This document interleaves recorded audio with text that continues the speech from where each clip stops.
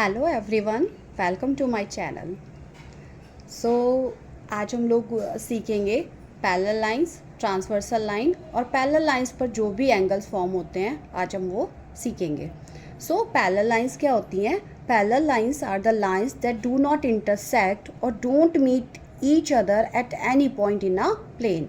Means वो two lines जो कभी भी एक दूसरे से मीट नहीं करती हैं वो क्या कहलाती हैं? Parallel lines. अब हमारी आती है ट्रांसवर्सल लाइन।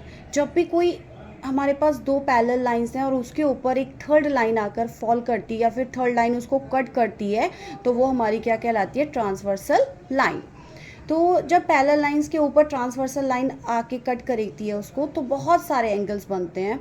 ये जो एंगल्स हैं ये क्लास 7th 8th 9th सभी में पूछे जाते हैं, तो तीनों क्लास के लिए ये वीडियो बहुत इंपॉर्टेंट है।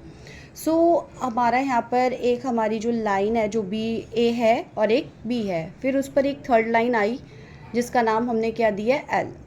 सो जब पैरेलल लाइंस के ऊपर एक थर्ड लाइन आकर गिरी, उसको इंटरसेक्ट किया तो बहुत सारे एंगल्स बने 1 2 3 4 5 6 7 8। तो ये जो एंगल्स हैं इन एंगल्स के कुछ नाम होते हैं जो कि हमें फर्दर क्वेश्चंस करने के लिए बहुत इंपॉर्टेंट होते हैं। तो ये जो एंगल्स का कंसेप्ट है इसको समझना बहुत ज़्यादा इंपॉर्टेंट है। सो कॉरस्पॉन्डिंग एंगल्स, सबसे पहले स्टार्ट करते हैं कॉरस्पॉन्डिंग एंगल से। तो कॉरस्पॉन्डिंग एंगल क्या होता है? Angle 1 angle 6, angle 4 angle 8, angle 2 angle 5, angle 3 angle 7। अगर इजी वर्ड्स में बोलें तो क्या होगा? एक एंगल बाहर वाला और एक अंदर वाला, फिर एक अंदर वाला एक बाहर आ रहा। बेसिकली जो एक एंगल बाहर बन रहा है और एक अंदर बन रहा है वो क्या कहलाएंगे? हमारे कॉरस्पॉन्डिंग एंगल्स। लाइक 1 बाहर था, फिर एंगल 6 क्या है? अंदर है। इसी तरह से एंगल 4 इनर एंगल है और एंगल 8 एक्सटीरियर एंगल है। सो हम कह सकते हैं corresponding angles are those angles जो एक बाहर एंगल बन रहा है और एक अंदर बन रहा है। ठीक है, फिर हमारा आता है second concept alternate interior angle. क्या है? Alternate interior angle. Like angle 4 = 5 and angle 3 angle 6। So alternate interior angle का एक बहुत ईजी कंसेप्ट है जहाँ पर भी हमारी फिगर में हमें Z दिखाई देता है। क्या दिखाई देता है? Z। तो Z के जो कॉर्नर्स के एंगल्स हैं वो हमेशा हमारे ऑल्टरनेट इंटीरियर एंगल्स कहलाएंगे। देखो, सबसे पहले जब भी हमारे पास ये क्वेश्चंस करने के लिए आता है 9th क्लास में, तब हम क्या करते हैं? हमें देखना होता है कि Z कहाँ बन रहा है। जैसे ही हमें मिल गया कि हाँ भाई Z मिला है तो Z के जो इंटीरियर पार्ट है, तो जो इंटीरियर पार्ट में एंगल्स बनेंगे वो हमारे कहलाएंगे alternate interior angles. Like angle 4 angle 5 angle 3 and angle 6। फिर हमारा आता है ऑल्टरनेट एक्सटीरियर एंगल। एक्सटीरियर नाम से ही पता। सो जो एक्सटीरियर एंगल है मीन्स एंगल 1 एंगल 7, फिर हमारा क्या हो गया? Angle 2 angle 8।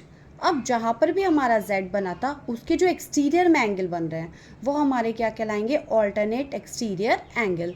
देखो, एंगल 1 एंगल 7, फिर एंगल 2 एंड एंगल 8। ये देखो Z बन रहा है, इधर से भी Z बन रहा है, इधर से भी Z बन रहा है। तो इंटीरियर में हमें इनर साइड वाले एंगल्स लेने हैं और एक्सटीरियर में हमें आउटर साइड वाले एंगल्स लेने हैं। फिर हमारे आता है same side interior angles. Same side interior angles को ही हम को इंटीरियर एंगल्स बोलते हैं। क्या बोलते हैं? को interior angles on the same side और ट्रांसवर्सल लाइन।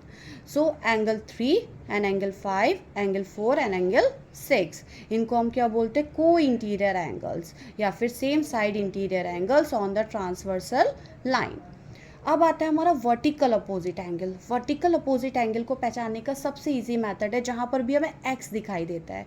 क्या दिखाई देता है? जहाँ पर भी हमें एक्स दिखाई देता है तो ये जो एंगल्स हैं अपोजिट एंगल्स क्या कहलाएंगे? Vertical opposite angles. देखो, एंगल 2 4 1 3 5 8 6 7। सो ये हमारे कहते हैं वर्टिकल अपोजिट एंगल्स। सो जो हमारे कॉरस्पॉन्डिंग एंगल्स होते हैं वो भी हमेशा एक दूसरे के क्या होते हैं? इक्वल होते हैं। ऑल्टरनेट इंटीरियर एंगल्स भी हमारे इक्वल होते हैं, एक्सटीरियर भी आपस में इक्वल होंगे। और जो हमारे सेम साइड इंटीरियर एंगल्स होते हैं उनका सम हमेशा 180 होता है। कितना होता है? 1। और जो हमारे वर्टिकल अपोजिट एंगल्स होते हैं वो भी आपस में एक दूसरे के क्या होते हैं? इक्वल होते हैं। ठीक है। सो ये जो कंसेप्ट था ये हमारे एंगल्स का था जो कि ट्रांसवर्सल लाइन के थ्रू बनते हैं, और ये बहुत इंपॉर्टेंट है। इसके बिना हम अपने 9th क्लास की जो भी एक्सरसाइज होती हैं चैप्टर 6 की वो नहीं कर पाएंगे। सो एंगल्स पता होना बहुत ज़रूरी है। क्लास 7 से स्टार्ट होता है और 7th के लिए भी ये बहुत ज़रूरी है, बहुत इंपॉर्टेंट टॉपिक है। सो आई होप आप लोगों को ये समझ आया होगा। अब हम इस पर बेस्ड एक क्वेश्चन ट्राई करते हैं। सो अब ये जो हमारा क्वेश्चन है ये क्लास 7th एक्सरसाइज 5.2 का है। इसमें एक हमें फिगर दिया होता है जिसमें हमें बोला है कि P is parallel to Q और एक ट्रांसवर्सल लाइन है, और हमें यहाँ पे कुछ एंगल मेंशन है और कुछ हमें फाइंड करने हैं। तो केवल हमें एक ही एंगल गिवन था, वो था 125 डिग्री, और एंगल ABCDEF हम लोगों को क्या करना है, फाइंड करना है। सो जो एंगल 125 है और जो एंगल A है, ये दोनों के मिलकर क्या बना रहे हैं, लीनियर पेयर। क्या बना रहे हैं, लीनियर पेयर। और लीनियर पेयर का सम क्या होता है, 180। लीनियर पेयर का सम होता है 180 डिग्री।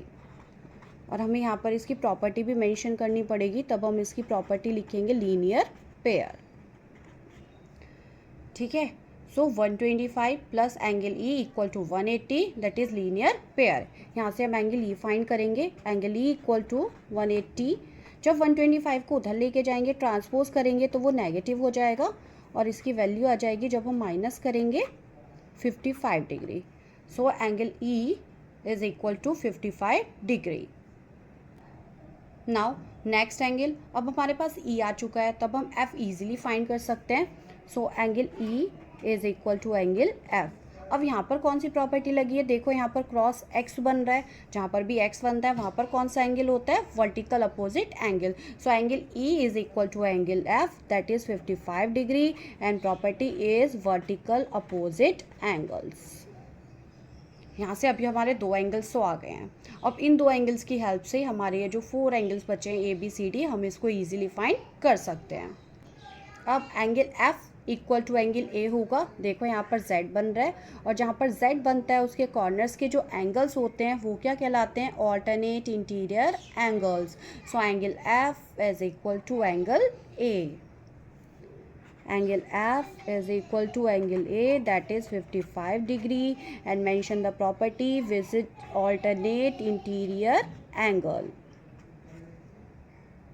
अब हमारे पास एंगल A भी आ गया है। अब angle A and angle C are vertical opposite angle, so angle A is equal to angle C, that is 55 degree, and property is vertical opposite angles.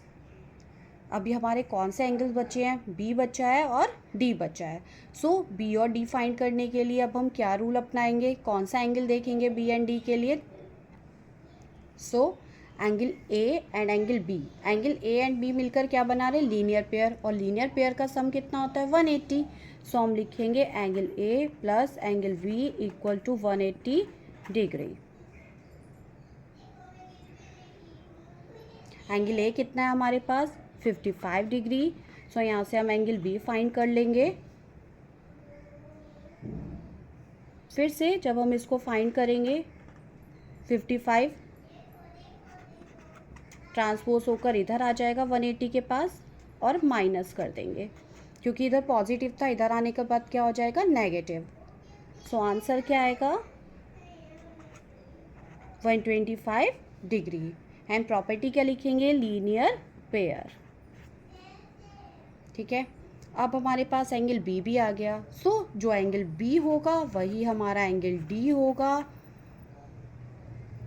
कौन सी प्रॉपर्टी लगेगी अब यहाँ पर, फिर से देखो x बन रहा है और अपोजिट है, तो क्या हो गया, वर्टिकल अपोजिट एंगल। क्या हो गया, वर्टिकल अपोजिट एंगल। सो यहाँ पर हमारे सारे एंगल्स हम लोगों ने फाइंड कर लिए हैं। कॉमन सा था, अगर आप लोगों को कंसेप्ट ऑफ एंगल्स क्लियर होगा तो ये क्वेश्चंस इजीली हो पाएंगे। हमने एंगल ABCDEF सब कुछ फाइंड कर लिया, किसकी हेल्प से, एक ही एंगल की हेल्प से हमने इतने सारे एंगल्स फाइंड कर लिए। तो कंसेप्ट क्लियर होना बहुत ज़रूरी है। आई होप आप लोगों को समझ आया होगा। हम इसी क्वेश्चन के बेस पर अपनी एक्सरसाइज के और क्वेश्चंस भी कर सकते हैं। अगर आपको वीडियो पसंद आया हो तो प्लीज़ सब्सक्राइब करें, शेयर करते हैं। कल मिलेंगे फिर एक नई वीडियो के साथ, तब तक के लिए bye bye, thank you. Thank you for watching.